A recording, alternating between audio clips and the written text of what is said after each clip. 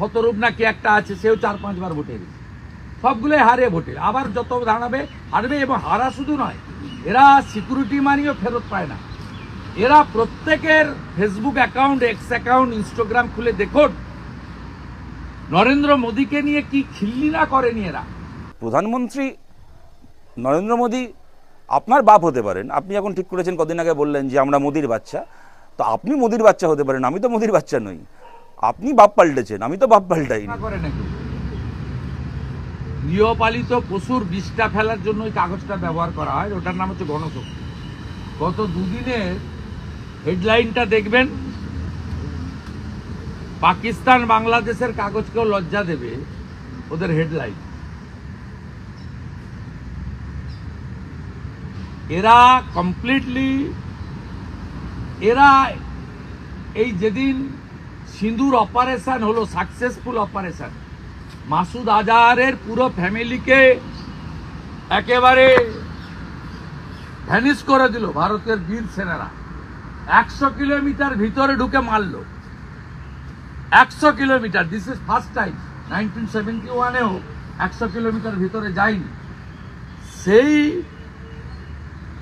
দিন একটা মক ড্রিলের কথা ভারত সরকার বলেছিল 7-এ, 6 তারিখে ওই চ্যাংড়াগুলো, ওদের একটা ভাটাংশ আছে, এদেরও কতগুলো আছে, 5 বার করে ভোটে হেরেছে। সেলিম যেমন 3 বার ভোটে হেরেছে পরপর, শতরূপ না কি একটা আছে, সেও 4-5 বার ভোটে হেরেছে, সবগুলোই হারে ভোটে, আবার যত দাঁড়াবে হারবে। এবং হারা শুধু নয়, এরা সিকিউরিটি মানিও ফেরত পায় না।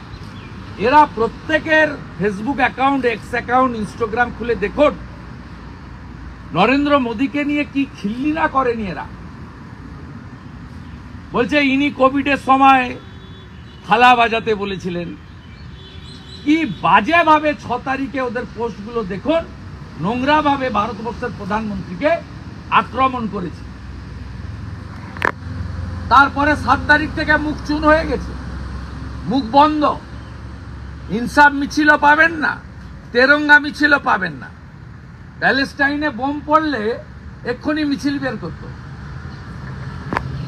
অতএব সার্জিক্যাল স্ট্রাইকটা যেমন ওখানে চলছে, 26-এ বেঙ্গলের ভিতরেও এই ভারত বিরোধী টুকরে টুকরে গ্যাংয়ের উপরে সার্জিক্যাল স্ট্রাইক করা উচিত। আর বিজেপিকে যদি বাংলায় মানুষ আনে, 24 ঘন্টার মধ্যে যাদবপুর থেকে এদেরকে চুলের মুঠি ধরে পিটাতে পিটাতে ভারতবর্ষের সীমান্তের বাইরে নিয়ে গিয়ে পাকিস্তানে ড্রোনে বেঁধে ফেলে দিয়ে আসবে।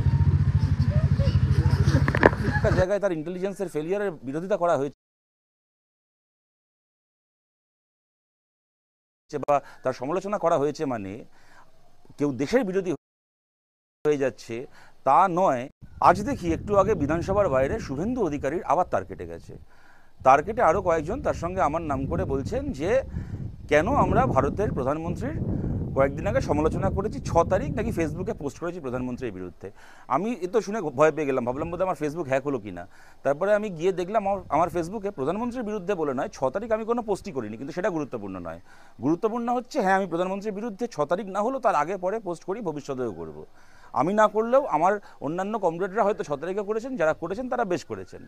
কারণ দেখুন শুভেন্দুবাবু, প্রধানমন্ত্রী নরেন্দ্র মোদী আপনার বাপ হতে পারেন, আপনি এখন ঠিক করেছেন, কদিন আগে বললেন যে আমরা মোদির বাচ্চা, তো আপনি মোদির বাচ্চা হতে পারেন, আমি তো মোদির বাচ্চা নই। আপনি বাপ পাল্টেছেন, আমি তো বাপ পাল্টাইনি। নরেন্দ্র মোদী আমার কাছে একটা গণতান্ত্রিক দেশের নির্বাচিত প্রধানমন্ত্রী, তাকে প্রশ্ন করা, তাকে সমালোচনা করার অধিকার আমার রয়েছে। ঠিক যেরকম এর আগে যখন ডক্টর মনমোহন সিং প্রধানমন্ত্রী ছিলেন, তাকে প্রশ্ন করা, তার সমালোচনা করার অধিকার বিজেপির তৎকালীন নেতাদের ছিল। আপনি জানবেন না, আপনি তখন ছিলেন না বিজেপিতে। তখনকার যারা বিজেপির নেতা তারা মনমোহন সিংয়ের নিন্দা করেছেন, সমালোচনা করেছেন, বেশ করেছেন। যখন বোম্বেতে টেরর অ্যাটাক হয়েছে, মনমোহন সিংয়ের ব্যর্থতাকে দায়ী করেছেন, বেশ করেছেন, করাই উচিত, আমরাও করেছি। তেমন আমরা এক্ষেত্রেও পহেলগামের ক্ষেত্রে করেছি, ভবিষ্যতেও করব। কিন্তু তার মানে এই নয় যে যেমন মমতা বন্দ্যোপাধ্যায় বলার চেষ্টা করেন যে কেউ পশ্চিমবাংলায় ওনার বিরোধিতা করছে মানে সে বাংলার বিরোধিতা করছে, সেইটা ঠিক নয়। তেমন প্রধানমন্ত্রীর কেউ বিরোধিতা করছে মানে দেশের সরকারের কোনো পলিসির বা কোনো একটা জায়গায় তার ইন্টেলিজেন্সের ফেলিয়ারের বিরোধিতা করা হয়েছে বা তার সমালোচনা করা হয়েছে মানে কেউ দেশের বিরোধী হয়ে যাচ্ছে তা নয়। এবং তার সবচেয়ে বড় প্রমাণ ভারতের প্রতিটা বিরোধী দল, আমি খালি আমার কথা বলবো না বা আমার পার্টির কথা বলবো না, ভারতের প্রতিটা বিরোধী দল একযোগে তার প্রমাণ রেখেছে। পেহেলগামের ওই হামলার পরে যখন বিরোধী দলকে নিয়ে বৈঠক ডাকা হয়েছিল, সর্বদলীয় বৈঠক, আপনার প্রধানমন্ত্রী, যাকে আপনি রিসেন্টলি বাপ বানিয়েছেন, প্রধানমন্ত্রী ছিলেন না সেই সর্বদলীয় বৈঠকে।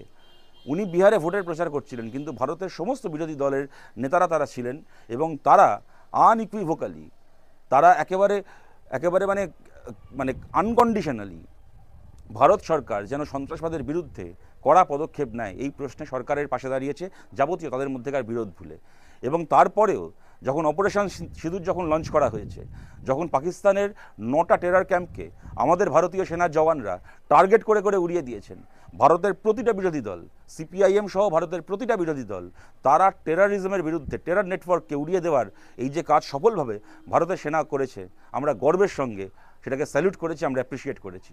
এবং এক্ষেত্রেও আমরা বলছি, হ্যাঁ 100 বার কোনো সুস্থ মানুষ চাইতে পারে না যে যুদ্ধ হোক, তেমন কোনো সুস্থ মানুষ এইটাও মনে করতে পারে না, এই কথা আমরা এর আগেও বলেছি, কোনো সুস্থ মানুষ এইটাও মনে করতে পারে না যে ইচ্ছে মতো টেররিস্টরা পাকিস্তান থেকে ঢুকবে, আমাদের দেশে ঢুকে নিরীহ মানুষকে মেরে দিয়ে চলে যাবে, আর আমাদের দেশ তার কোনো জবাব দেবে না, টেররিস্টদের বিরুদ্ধে কোনো ব্যবস্থা নেওয়া হবে না, এইটাও চলতে পারে না। এবং আমরা গর্বিত ভারতের সেনা যে রকমভাবে টেররিজমের বিরুদ্ধে, টেররিস্টদের বিরুদ্ধে ব্যবস্থা নিয়েছে।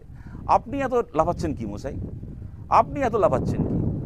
আপনি কদিন আগে বিধানসভা ভোটে হেরে গিয়ে বলেছিলেন না বিজেপির মিটিং করে, যে আমরা এর আগে আমি বলেছিলাম রাষ্ট্রবাদী মুসলমান, আর বলবো না, রাষ্ট্রবাদী মুসলমান বলে নাকি কিছু হয় না।